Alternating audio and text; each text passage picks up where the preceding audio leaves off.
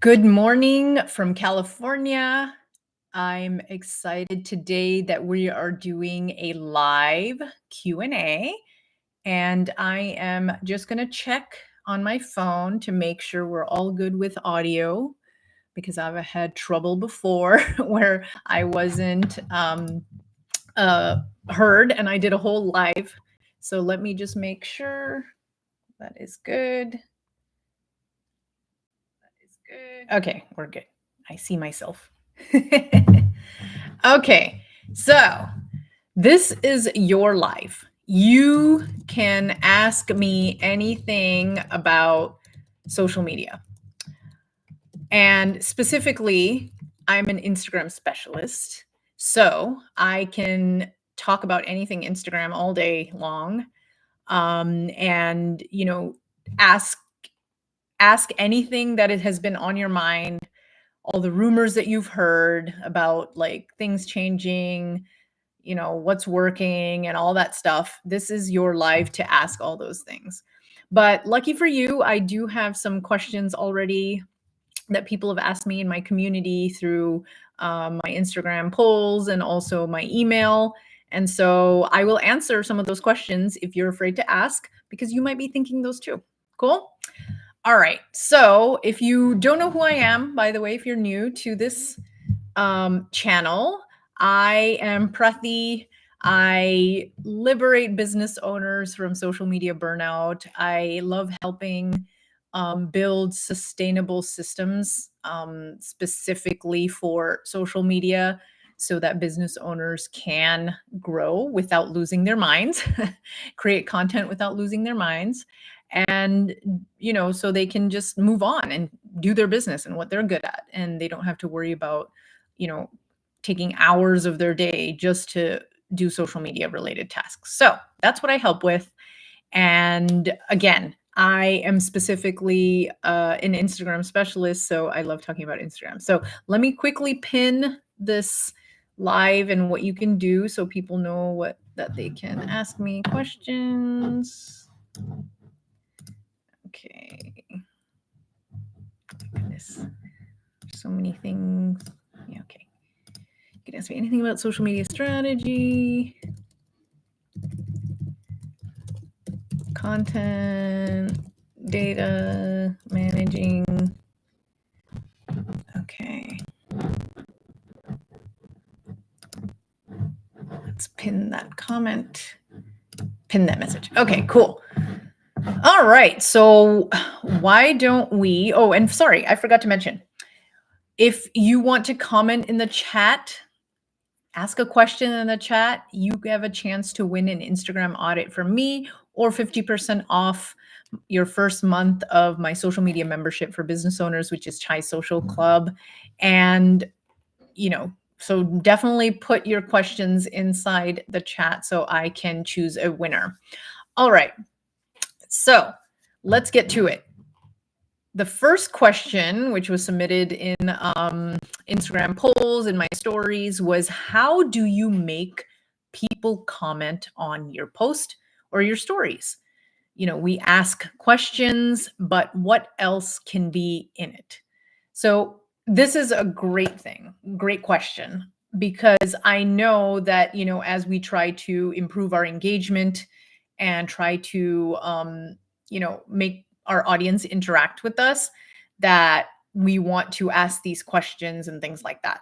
But I see three things, most importantly, that we can do in terms of encouraging engagement, right? So one, which I don't see a lot of people doing, I see that people are not sharing their perspective. So, for example, you want to say like, hey, do you like YouTube or do you like Instagram for creating content? And then that's it. Like, you literally just ask the question, you don't share your perspective, right? So people love sharing their opinion, but usually it's also when they can hold on to something you said and they can agree with it or they can disagree with it, right? So when they have something they can kind of like jump off of, and they have like a stepping stool or like, I don't know, jumping off point, then they may feel more encouraged to share their opinion, right? They can say, "Oh, I agree. I think this too," right? And why they think it or something. Or I disagree. And, I don't think that it should be done this way. If this has worked for me instead, right? So if it's open ended and you just ask the question without giving your perspective, people have to think a little bit more. And it might take them some time to think of the answer versus if you give your perspective, again, they have a jumping off point. So that's one thing you can try if you haven't tried that. And instead of just asking the question. And Sarah, I'm so glad you're here. I will definitely get to that after this question. Cool. Okay. And then the second thing you can do to encourage more engagement and, for your posts and stories is that you can make it easy for them to answer, right? Easy for them to comment. Because sometimes we ask complicated questions. Again, it requires more thought, right? So we want to be very clear in what we're asking. That's one, but also not overcomplicate the question. So, asking a question like, do you agree? Was this helpful? Like you can give them an easy way to answer, right? And then they can continue if they want to like expand on that and stuff, right? So making it very simple, the question, like you can give your perspective, for example, and then you say at the end, do you agree? Right? So, or was this helpful? Can you relate? What would you do? Would you choose YouTube or Instagram? Would you go to Los Angeles or Orange County? I'm just giving an example. So like make the choice very easy, the answer very easy to do. Okay, so that's number 2. So not overcomplicating the question. And then number 3, now this is also a big thing, which I don't see a lot of people doing, is making like asking questions on a post or story a habit, like a weekly habit of yours as the business owner and content creator. You want to, if you post once a month asking a question and you want them to answer, I'm sorry, but unfortunately you expect them to see it. We know how social media is. Not everybody sees our content, right? We have to have our expectations set right. So what you can do is have a weekly thing where you're asking interactive polls and stories, or even a feed post weekly, where maybe at the beginning of the week you do a Q&A, right? Or ask for feedback on what you what your audience wants you to post, right? You can do that too. So basically decide what you want to do weekly and stick to it. So have an engagement habit, like a weekly engagement habit, right? Like so that it builds you up, like to have that ability to ask questions and get better at it, but also trains your audience to expect questions. And it also gets them to build more trust with you because they're like, oh, she wants to know what I think. He wants to know, what I think about this topic. And I appreciate that person asking that, right? So they're more likely to respond to. So as people start seeing you ask questions more, then they might respond. And then when one person responds, the other person will feel comfortable. So it becomes that ripple effect, right? So those are the 3 things I would say. If you want to get more people to engage on your posts and stories, share your perspective, then ask in a very simple question, do you agree? Can you relate? Things like that, like make it simple, right? So share your perspective, make the question simple and very clear, and actually ask it. Don't expect them to answer you.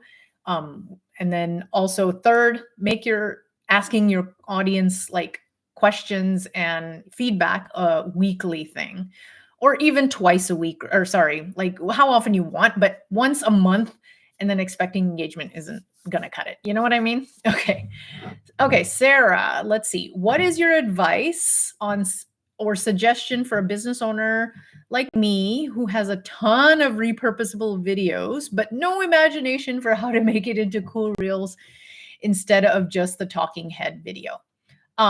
Yes. So Sarah, this is a great question. And the reason why is because I think that's where people get stuck, is that we know we have great ideas kind of thing, and we see inspiration and we're like, oh, I want to do that. But when it comes to our own like piece of content, we have trouble wrapping our heads around like, how do I make this into content? So I totally hear you.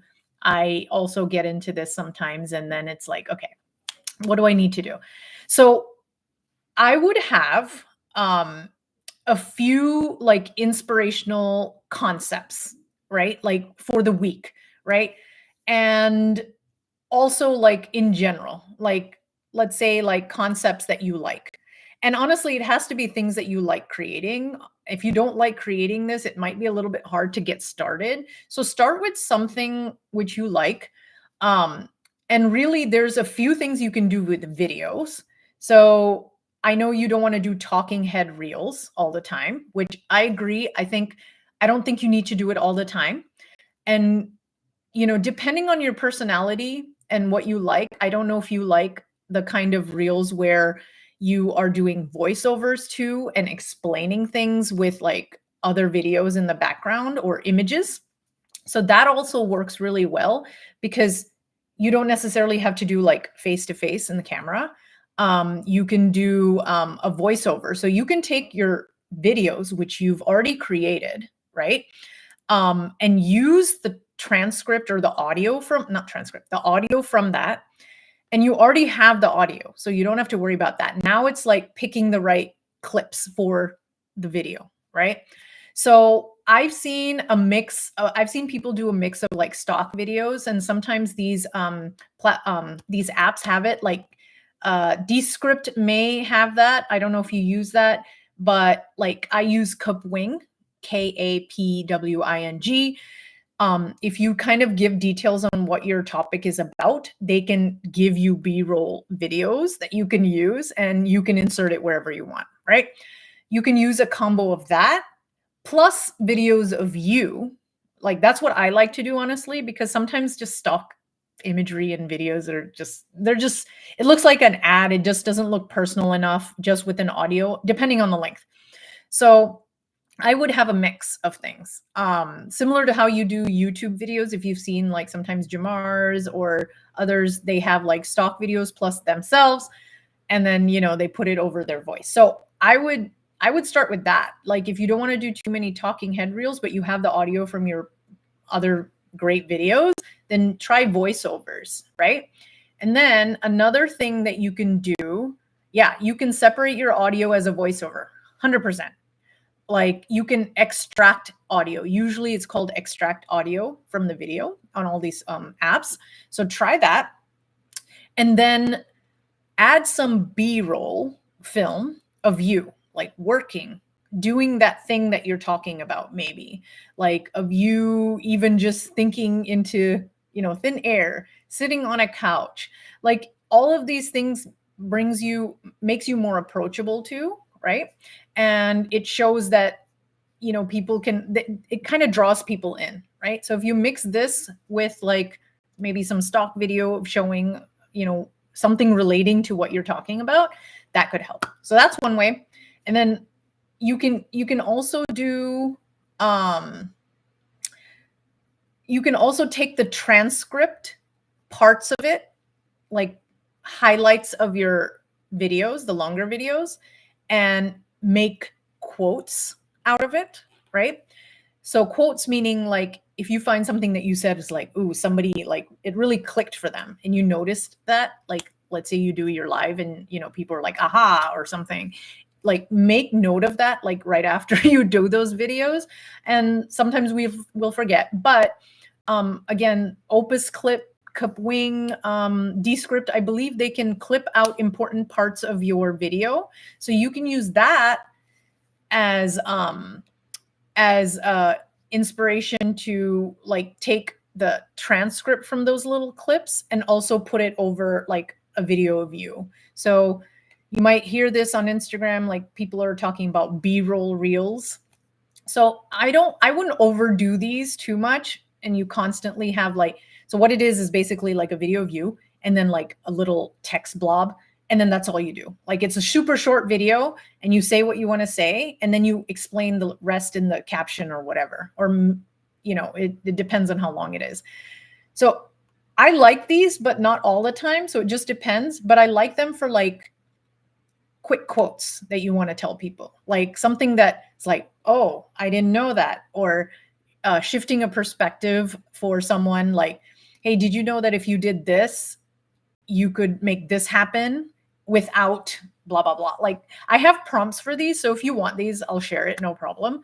But you can do stuff like that too. So those are like two things I rely on. Like I put voiceover on videos, and then I also make these little B-roll short videos as well. So I think with the stuff that you have, you can definitely utilize those two types of concepts. And then, there's always like the entertaining type videos where sometimes you can do, like, this takes a little bit more effort because then you got to come up with like, concepts like playing roles and things like that. There's so many ideas out there. So it really depends on your personality. But for right now, I think you could do those two things with the videos that you have for sure. Okay. So Sarah, Sarah, if you're like, no, don't worry about monopolizing the questions. I'm here to answer everything, and I want people to get unstuck. So, okay, so the literally things. Okay, I don't want, but that's my other big question. How do you build your B-roll bank? The voices in my head are so mean to me in trying to gather B-roll. Okay, so what I like to think about is things.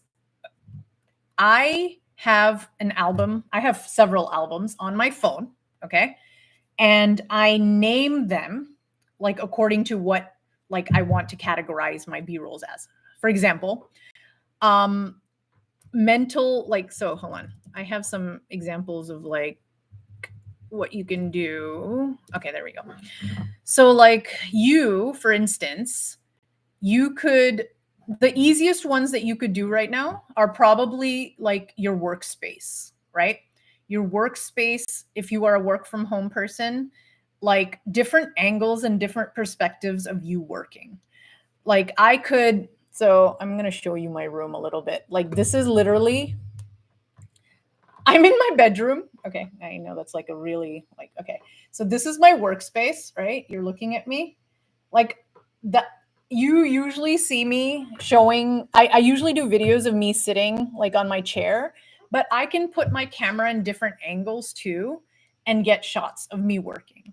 And then a lot of people say like, you can shoot yourself typing, things on your laptop, and like the angle from up here where you're typing. You could do one from back here like that, right? So using a tripod and stuff. So those are like simple workspace stuff that you can do. But other things that can help you connect with your audience are things like movement that involve movement, okay? And also get like that hooks and attracts the attention for the first few seconds. So it could be you plopping onto your couch, right, with your laptop, right? It could you getting up from the couch from with your laptop. It could be you sitting and reading like a book, a business book, a personal book, whatever that you like to read. So those involve movement. So actually capture the movement of you sitting onto the couch, getting up from the couch. It could be you sitting at your kitchen table doing work, right? If you want to involve your family or whatever, that's up to you, but not needed. I'm just saying like people sometimes, have their kids, but like their kids' heads, just when they're talking about even work related and business related stuff, because I think they all intermingle and they have to, they relate to each other in some way, but it doesn't have to be this big thing. Like, I think we're making it too much of a big deal. Like we're like, oh, I don't want to show my kids. I don't want to show this. I don't want to show that. But those little things actually help you connect to your audience, right? So those are some shots you could do. You could do going out of your house, like opening the door and heading out of your house, walking into your house, like just talking about like your business day, right? Your work day, like how is it? Like people want to know. So I'm just saying, like you could use those things for like day in the life, or you could use it for business. Like it just depends on how you can like relate that video to your, what you're trying to say. And I see a lot of people trying to do B-rolls and it has nothing to do with what they're doing or what their account is about. So sometimes that throws people off. And honestly, I feel like we could do a little bit better to just have some connection point where you're connecting the video to what you're talking about. But it's not always needed. I think it's okay sometimes. So that's a few ideas. Hope that helped. That gives me 2 great ideas in it. Okay. So so let me get back to quickly. How do you create a B-roll bank? My phone is my best friend. I create albums. So I have an album that says landscape. Oh yeah, anyone can do this. When you're going out in a walk in your neighborhood, or if you like a specific place in your community, like use those videos. Like I know people are scared to like create videos outside and they look weird, but it's okay. Everyone knows these days, like people are creating marketing material, people are on social media, it's fine, right? So you just got to kind of be okay with that. But find those places where like you're going out on a walk. You could literally take your phone, quickly record, like move it from here to here, give a smile, of you walking. Like if you love to run, you could put your tripod and show yourself running away, like from the camera, running towards the camera. These are like things you can do in the outdoors. You can walk around your neighborhood. If you like hanging out at a local coffee shop or a restaurant, you could shoot that part. I just plop the phone next to the cup and I record myself like eating. And again, if you can relate it to something that you're doing that is more lighthearted versus like super businessy, then those things can work, right? Working with your team. If you have a team, you can have, when you're actually like doing work with your team, if you do Zoom meetings, you can record you talking on that Zoom meeting. You don't have to share the audio, but you can record that as well. So hope that kind of gives you a little bit of idea of what shots you can do, but hit me up anytime. I will give you some ideas for sure. And then use your phone, or you can, if you like to use other apps like Google Drive and Google Photos, create albums specifically for those categories of shots, like depending on what your business is about, right? So landscape photos, at home photos, right? Like daily life, so that when you do create content relating to those things, you can pull it out easily and you can keep reusing it. Okay. Jamar, yay, he's here. Okay, I used to do B-roll bank, but then I gained so much weight. What advice would you have to help me feel more comfortable doing more reels?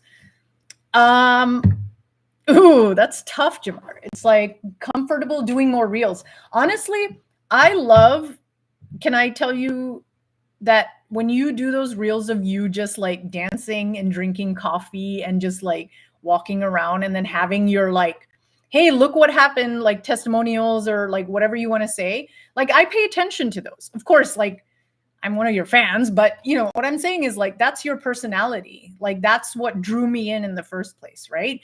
So I think first I would say like, what makes you confident? Doing what makes you confident? Is it, having Jesse around? Is it like dancing? Just because people say don't dance on your reels doesn't mean you don't dance on your reels. You know what I mean? So I know that, you mentioned your weight and things like that, but I see that energy and confidence in you. So just know I'm feeling it too. So I want you to feel it too. So I think it's just like figuring out what are those times that you feel good about yourself? Like, is it sitting in front of your plants, like cooking? I don't know what you do, right, at home. So think about those little things that you do that you love doing at home, and then create reels around those things that make you feel good, right? And then you can start with that and then see where that goes. Okay. Hi, Catherine. So I grew, yeah, hope that made sense, Jamar. I know that's not like, I don't know if that was the answer you were looking for, but um, honestly, I start with the things that make me feel good. Like it might be just small things, like sitting on my bed with my coffee, or sitting on the couch with my chai, right? Or sitting in this spot right here with my chai. I literally do everything in this room, and I don't do a lot of like outdoor things. Sometimes I do. So find those special moments which make you feel good, and then just make it around that. Okay. Catherine, I grew quite fast last year, 40K IG, and was posting regularly from summer. Okay. But I am really not sure how to get started again. Growth hanging around the same number. Yep. Okay, so I'll answer that first one. Now, looks like you grew fast and you don't want to get back to doing those same things, if I'm hearing correctly, right? Like you probably realized that that was a lot. If not, please correct me. And if you want to get started again, honestly, I would just pick a doable schedule, like for posting, wherever you're posting. So, for example, yeah, it was pretty relentless. Yeah. So, usually that fast growth comes with some sacrifices, right? So, I think that's what we have to kind of embrace or like understand what it took to get that far, right? And also know that maybe this we've changed, our season of business has changed, and really understand where we're at right now. So you asked me also, like, how do you spot that burnout? Well, if you're starting to post to meet a quota, right? Just because, like, oh no, I didn't post on Instagram today, let me just make a post. Okay, that's like probably a sign that something needs to change. If you're starting to take more time than usual to create content and manage content, then probably just creating some simple systems to start with and templates to start with is a great idea.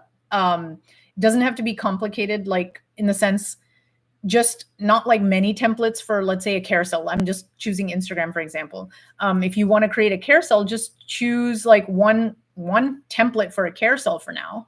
And then one template like for a reel. So if you're doing B-roll reels, have like an idea of what you want, like the kind of ideas and the B-rolls that you want to create, and then the messages over it, right? And then the type of graphic posts you want to do. If you have a kind of idea for that, have one of those.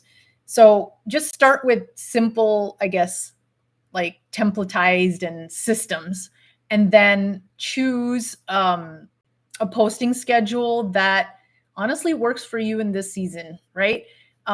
Because here's what I notice, honestly, is that when something is changing in our external, like in our life, and then we expect the work to kind of align with that, what we were doing before, there's going to be that misalignment, right? It's going to be harder because something that was working and then you changing, there has to be a rebalance of how we do things, right? So we have to make it align again.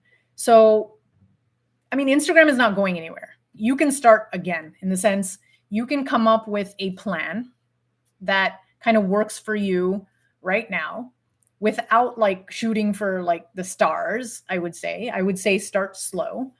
And then set that goal for 3 to 6 months. I would say 3 months is good, 90 days, and see how that goes. That flow, like, is the flow working for you and how your business is at this point? If it is, then continue doing that, and maybe adding little things in after that, right?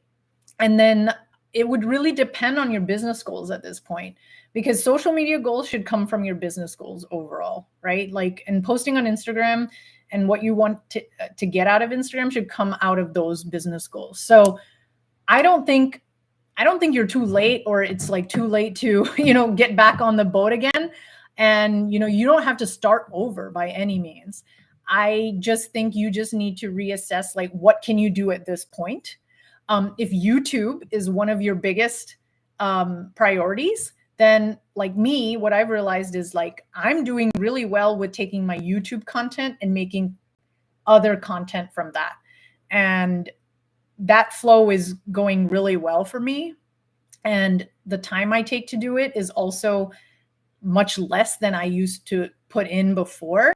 I used to actually create more for Instagram first and then like other things. Like I used to create my emails from my Instagram posts. So I would say take your long pieces of content, long form content, and try to create more of the posts for other social media platforms from that long form piece. So if it's YouTube, go with that. And I have some ideas on like repurposing those kinds of things. And I'm going to do another live or a training about that and actually show my flow so that you can get ideas for that. And I hope to do that within the next month. So maybe that would help, but that's what I would do. Yeah. So I hope that answered your question. If it didn't, please like ask me again, in the sense like, okay, that helped a little, Prethi, but I don't know what to do here. Okay, so, and then Catherine, you were asking about, yeah, sharing full length photos. So when you record your videos, you don't need to show your full length, of course. Like I would definitely get a tripod, and I would, mine is it's the Amutech, no, sorry, Atumtech, or is it? And what's cool is that you can like kind of change the length, right? It gets bigger and bigger and bigger, and it gets shorter as much as you want. So you can set the where is it?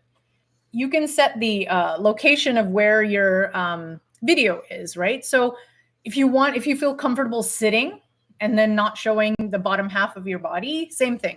Like I've done some where I put a chair and I've just shot from up here, right? So all you want to make sure is that when you make your reel is that you leave this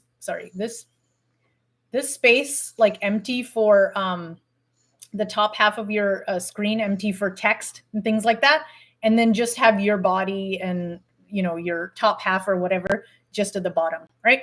So those are kind of the simple tips that I would give in terms of like shooting for reels. Okay, so hope that helped. So Catherine, yeah, you created a ton of things for this month and didn't post them. Yeah, I would choose a single template for sure. I know Canva has a bunch, but I mean, you can make it personalized, of course. And then your template club is an account where I've purchased templates before. They help with Instagram content. So if you're looking for templatized, fun Instagram templates that you can actually customize for your business, you can check them out. It's Your Template Club. And Jamar is familiar with them as well. Yes, Atumtech, Catherine. That's the tripod I have, and it's only I think 20 some bucks or something like that. So it's been super useful. Yeah. And yeah, hope that helped. Okay. So Catherine, you said I was all in. It feels so weird not to do the same if I was going for big growth. And yes, I'm focusing on YouTube for 2025, but I still like Instagram. I was definitely Instagram first. Yeah. So same. I think when we go from long form to short form, it's easier.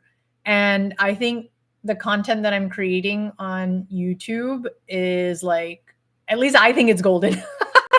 But now I'm getting used to like AI and ChatGPT and helping me like repurpose my YouTube transcript into all these other pieces of content. So I'm going to definitely do a training on that so I can share with you how I do it.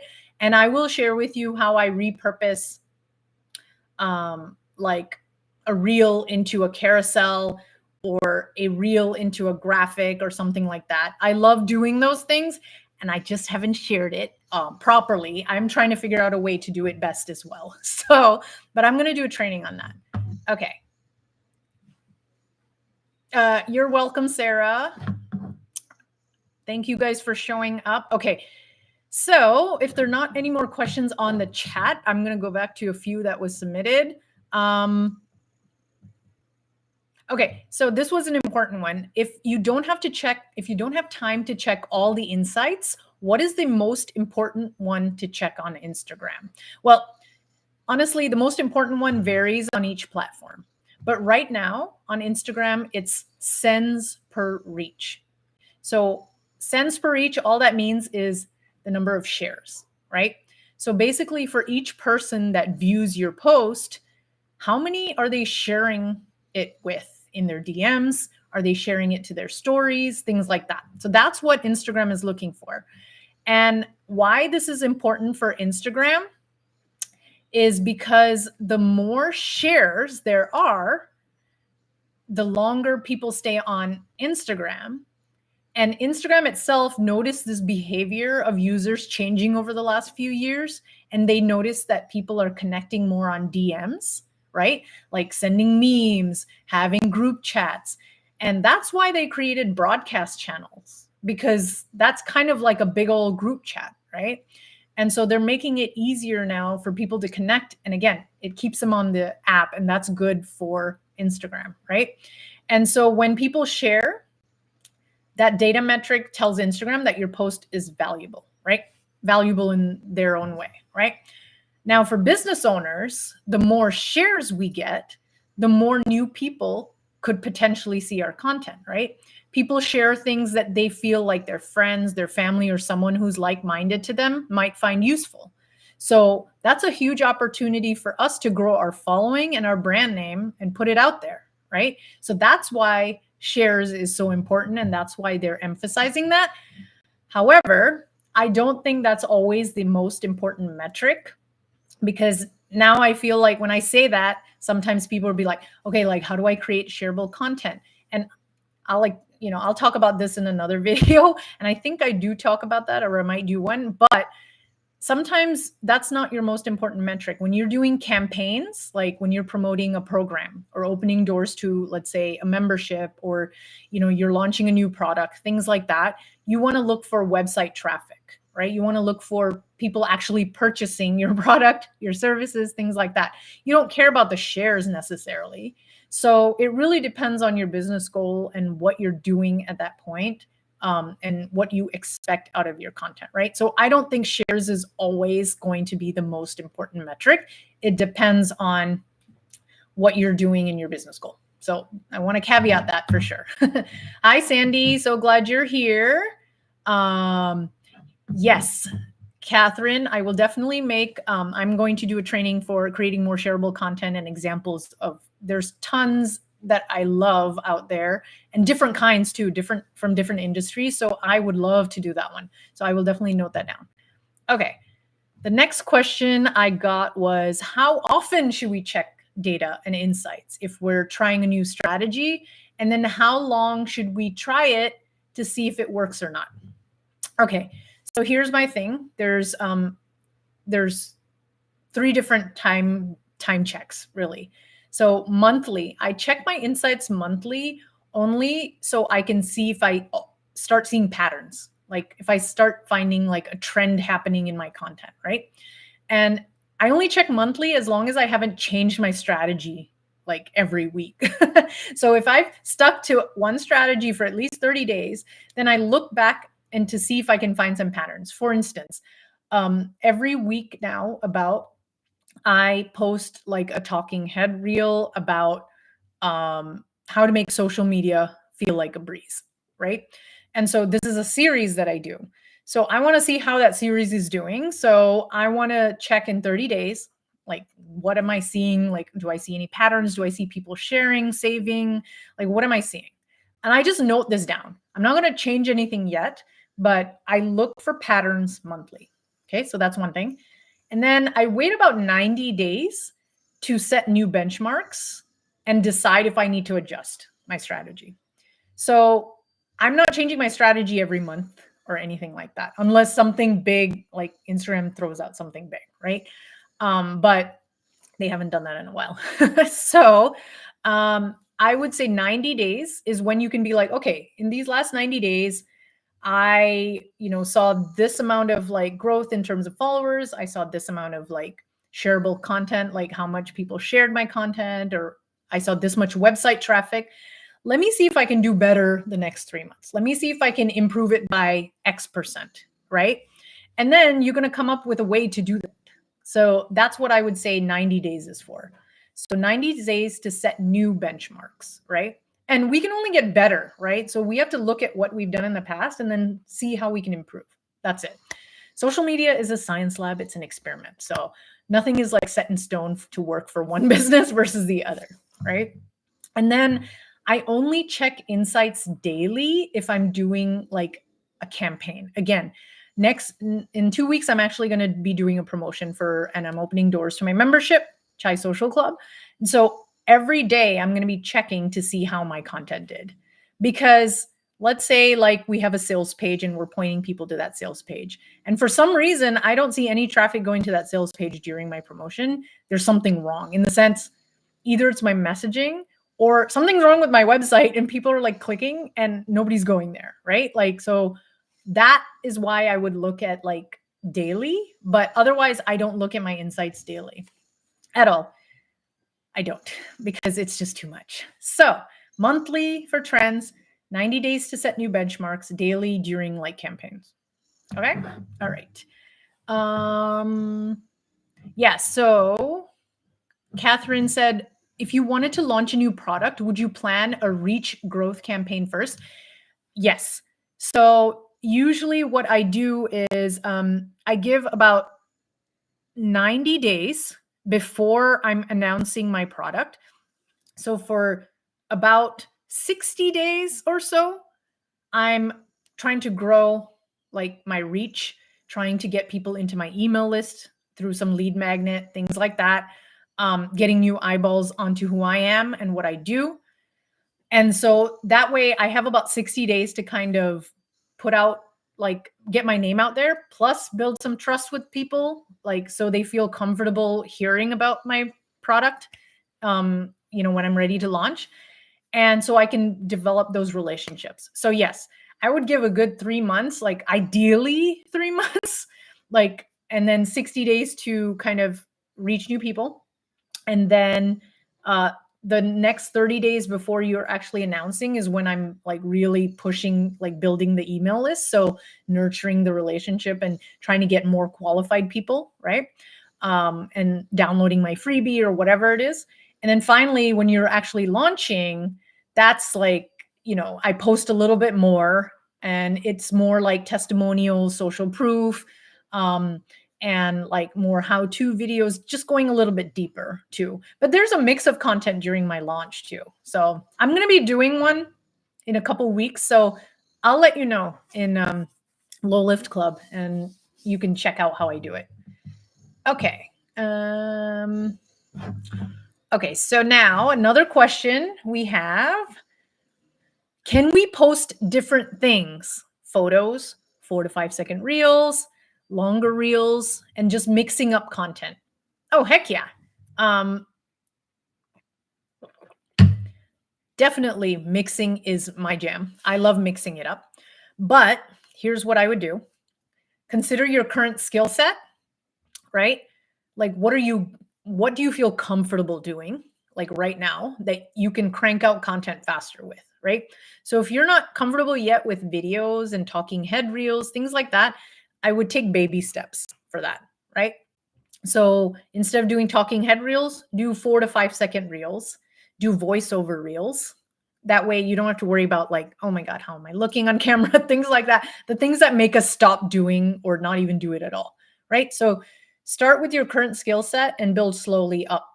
And then you'll eventually get there, like to be comfortable talking in front of the camera and things like that. So consider your current skill set. Number 2, consider your available resources. So like how much time is anybody else helping you with edits? Like what is going on there, right? Like if you're doing other things, then of course this has to be another added on like thing that you have to do. So I would figure out how to break up the task of creating these like pieces of content into days. So what I do and what I recommend is having a day where you're just figuring out topics. So 20-minute time block. This is what I do. 20-minute time block, figuring out your 2 weeks worth of content. Like what topics are you going to talk about? That's it. You have 20 minutes to figure out the topics for the next 2 weeks. Okay. I'm talking about what I do. And then The next day, or even later that day, where after you've taken a break, you might even say, okay, I think I can like create a reel with this, right? Or a carousel with this, or a graphic, and I know exactly what to do. Just note down that idea. And if you have some inspiration of past content you've done and you want to make it like that, point to it, things like that. This is where you're kind of brainstorming of what, like, how you're going to communicate that topic idea, right? And then that's like put another time block, 20 minutes to 30 minutes, I would say. And then time block another day, right, for actually creating the pieces of content, right? If you can just create carousels in 20 minutes, all the carousels you need, whatever that is, or all the reels you need, like create those, right? Just create them. Do not edit them, right? The reels. And then, like, meaning shoot them. And then the next day, you can come and edit. And then finally, another day or another block, you can like create the captions for it. So if you break it up in this way versus like creating 5 pieces of content in one day, then your whole day doesn't go away. Then you don't feel like, oh my God, social media takes forever. Because this is a mind game, right?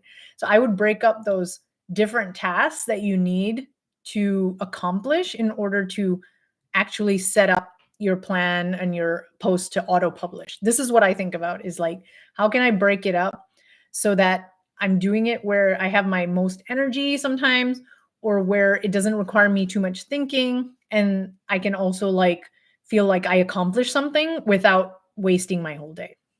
So that's what I would think about. In getting back to talking about mixing up formats, that's considering available resources and how I would break up time to create. But then also, like, remember, Instagram is a very visual platform, right? Where I feel like users are used to the mix of photos, memes, graphics, video. And that's why I love Instagram. I don't like all video all the time. I don't like memes all the time, right? That's just me, but I think most people are like that. They like that variety. They like to consume in different ways. So decide on, I guess, a content format strategy that works within your current limitations and stick to it, again, if you can, for 30 to 90 days so that you can actually see data on it and then pick up on patterns. Like, you can pick up on patterns of what's working for you too, not just what the content is showing, but wow, like, you can say, carousels are really easy for me to create now. Like, I can do it quickly.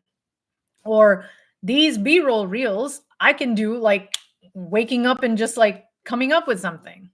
I'm at that point now where these things are easier for me, right? Before, where I had to plan it out more, I don't necessarily need to plan it out as much because I have a flow going right now, right? So once you find that flow, which only can happen, I feel, after like 90 to 120 days. That's what they say, right? Like, a habit takes about that long to form.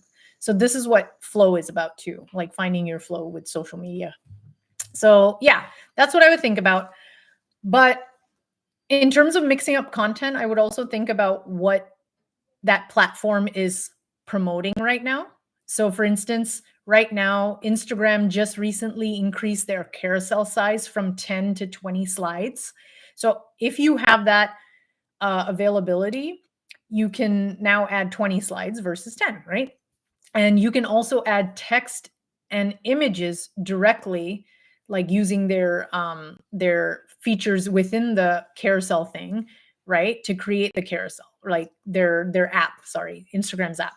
So I've noticed that when I use their built-in carousel feature with my texts and adding my images and things, like, my reach has actually improved on carousels.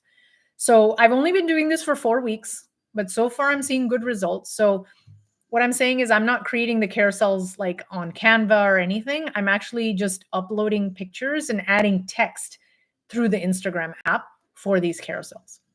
So far I'm seeing good results. I'm going to be posting one of these every week and just seeing how it does over the 90 days. And if I'm seeing good results, I'm going to keep doing it at least once a week, right? So yeah, that's what I would do. I would mix it up if you can. But it depends on how many times you're posting too. So, and on that note, that was the next question. is, oh, Jamar, you're still here. I thought you left for some reason. Yeah. Okay. The next question was, how many times should we post? This is like a common question, of course, for every platform. And I'm going to give the same answer that everyone else does. There's no right number as much as will keep you consistent. Now, here's what I mean by that, right? Here's some food for thought. If you post once a week on Instagram, people may not see your post because they're interacting with more content from your competitors who are posting more, right? And the more content from like other accounts. Like I look at a lot of food and recipe content right now. I look at, things about what's going on in the Middle East and like around the world and things like that. So I'm seeing a lot of content like that too. I'm not interacting with like marketing posts all the time, right? So, but I am interested in it. So imagine you're a business coach or something, and I'm interested in, I need a business coach, right? Like, let's say I'm looking for one, and you're posting once a week. And then they have all these other things that they're seeing too. Unfortunately, that's not going to help get your name out there, right? So that's the con of posting once a week. And then another thing I see is that usually when we post once a week or do anything once a week, we're more likely to give an excuse to say, I'm not doing it that much. Like, let me just skip this week. That's what I see with other things in my life, like exercise. And so, if I do it once a week, I'm probably not going to do it one of those times. And so I will not do it at all then. So once a week is probably not a good idea. Like I would just figure out at least twice a week. Okay. But if you post, let's say 2 times a week, this is like the bare minimum to at least get into the habit of creating content for Instagram and getting some response. So you can shoot for like every other day, Monday, Wednesday, Tuesday, Thursday, that kind of thing. And then that way it gives you a break and you can kind of like, engage and do other things on the other days, right? If you're posting 3 to 5 times a week, I think this is ideal for staying on top of mind and also helping the Instagram like app and platform and algorithms categorize you and find the right people who would be interested in your account faster. So if you want to reach more people who are interested in your stuff, I would just post about 3 to 5 times a week, right? 3 is really good, I think, to start with. So Catherine, for an example, if you can start maybe posting 3 times a week by taking your long form content and repurposing it into 3 different types of posts for that week, that could be your post for Instagram, right? Now, the only time I would recommend posting more than 5 times a week on Instagram is usually during a launch. Again, like a program launch, you're opening doors to your membership or whatever it is, your coaching program, things like that. This works really well with other marketing channels like email, because people will see email, then they'll see social, and then it'll always be in their head that you're opening doors. And so you are really on top of their mind at that point. And so I think it's a great idea during those times. Otherwise, I don't think you need to really post more than 5 times a week, to be honest. I post 3 to 4 times a week, and sometimes 5, but usually 4 times is my number. Okay. I know I need to post more, but I do a lot of stories. Yeah, Jamar. So that's another thing, is that sometimes people think like you just need to post to your feed, and that's the only thing you need to do. But I myself, and it looks like Jamar also does that, but we post in stories, Instagram stories. And I actually, majority of my clients have come through DMs, not people engaging with my feed posts, but actually like commenting on my stories and engaging with me through my DMs. And then we like decide, okay, let's work together. So don't be afraid to, let's say on those days off where you're not posting to your feed, if you're active on your stories in some way by talking about your business, what you're doing, if you have something that you're promoting, or you want people to remember, hey, I have this lead magnet, or I have this freebie or training, go take a look at it. That's a great reminder and a great place, because stories is a place where your followers, and more likely the right followers and your audience, are going to like get closer to you, right? And that's a chance for you to nurture that relationship even more. So don't worry about the engagement on feed posts all the time. Look at stories as well. And also engaging with other people in your industry and things like that on those off days, right? So you can consider that strategy too, is like, I can post 2-3 times a week, right? And then be active, more active in stories and engaging with other accounts so I can build those relationships. Okay. Okay, and this is probably the last question I have, unless there's any more that people have. But how do you make your topic interesting? Oh, sorry. This person said, I don't know how to make my topic interesting. Any tips? Okay, so I refuse to admit that your topic is not interesting. Dentists are making learning about teeth and taking care of your teeth interesting. So yeah, I think you can do I think you can do it too. Side note, I had a dental client, and we were able to reach over 4 million people and grow to over like 600 followers in 4 months of launching their account. This was even before they opened doors to their office. Okay. And so I think there's a way to make your topic interesting, but here's my tips on what I would do.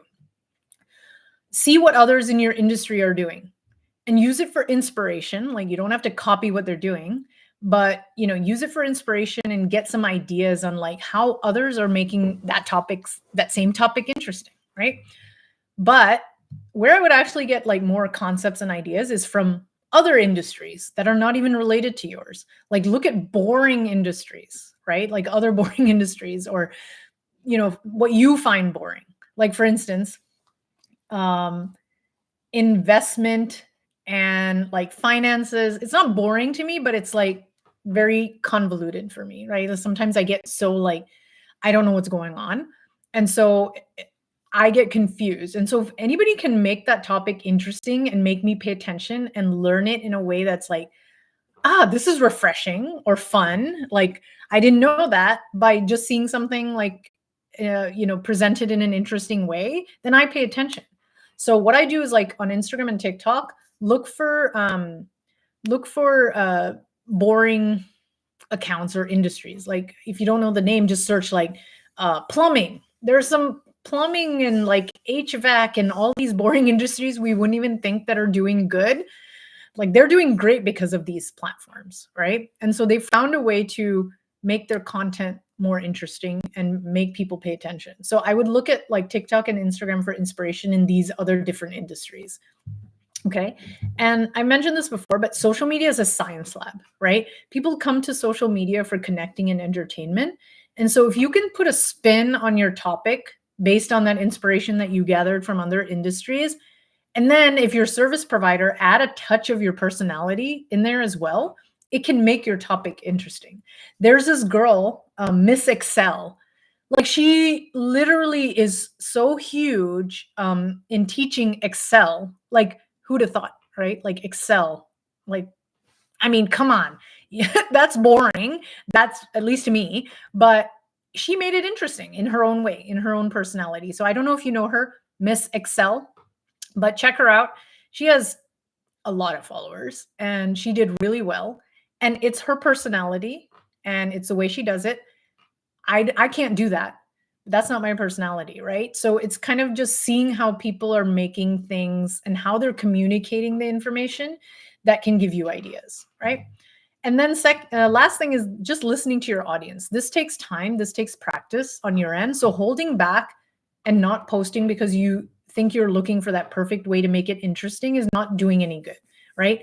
So it's, again, pick your strategy, pick a communication strategy, pick a way that you feel like comfortable in communicating your topic and stick with it.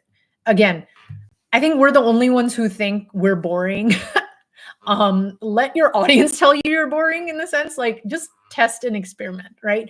And I've gone through it, believe me. Like, I've been quite boring, and I was like, I can't believe I made this stuff. And that's what I thought of my stuff like back then. Now I feel like I'm getting back into my groove of entertaining people, and I love that. So I'm like kind of going back on that. Yeah. So I think that's what I want to say, is that what I see is like business owners giving up too fast. They think 2 weeks of posting is, enough to see like results, but it's not.